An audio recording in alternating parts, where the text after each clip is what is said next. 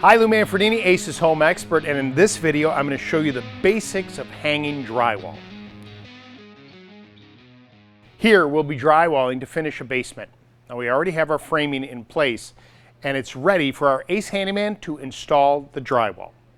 Like any project, start by estimating how much drywall you'll need. Find the area of each wall section, then divide that number by a sheet of drywall, which is typically 4 feet by 8 feet. For a standard 8-foot tall room, you would install the sheets vertically, but this basement ceiling is less than 8 feet, so we're going to install the drywall horizontally to minimize the waste. Start by measuring from the corner, and if it's more than 8 feet, you can use a full sheet. Check for obstacles, like here there's a window. Our handyman measured the distance from the wall and the ceiling to the window. They will cut that hole out for the window after the sheet is on the wall. To protect the top edge of the sheet, we're adding a piece of trim called J-channel.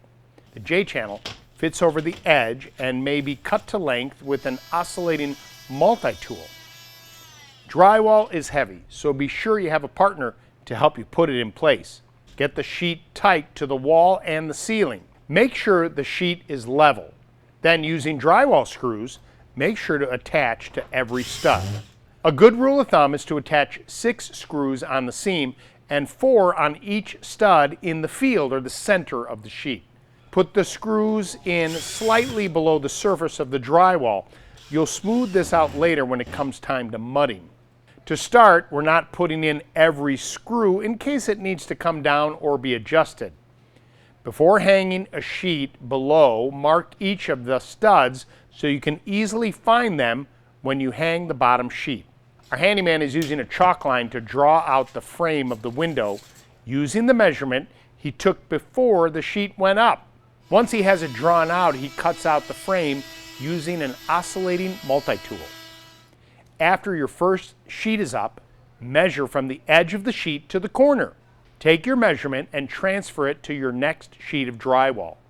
Use a straight edge or a chalk line to draw a straight line on the sheet.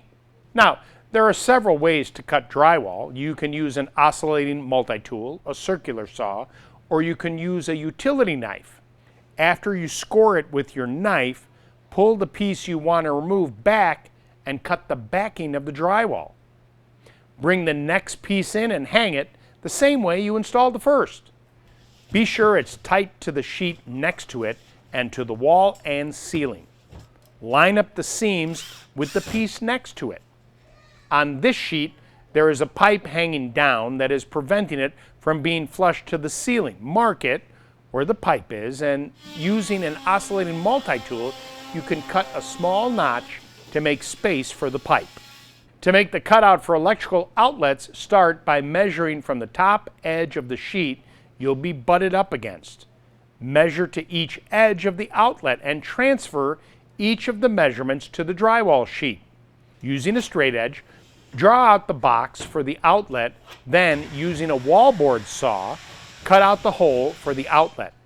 Then attach the sheet to the wall with drywall screws attaching to each of the studs you marked out before.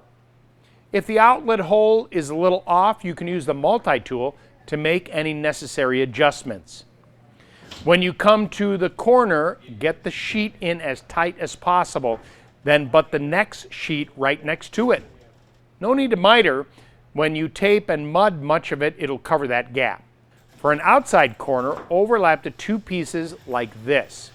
You'll add a metal drywall corner bead to cover the corner. You can cut the corner bead using a pair of tin snips and then nail it or screw it to the drywall. Once you have everything in place, go around and add more drywall screws so you have 6 of them on the seam and 4 in the field. Coming up next, how to tape and mud drywall.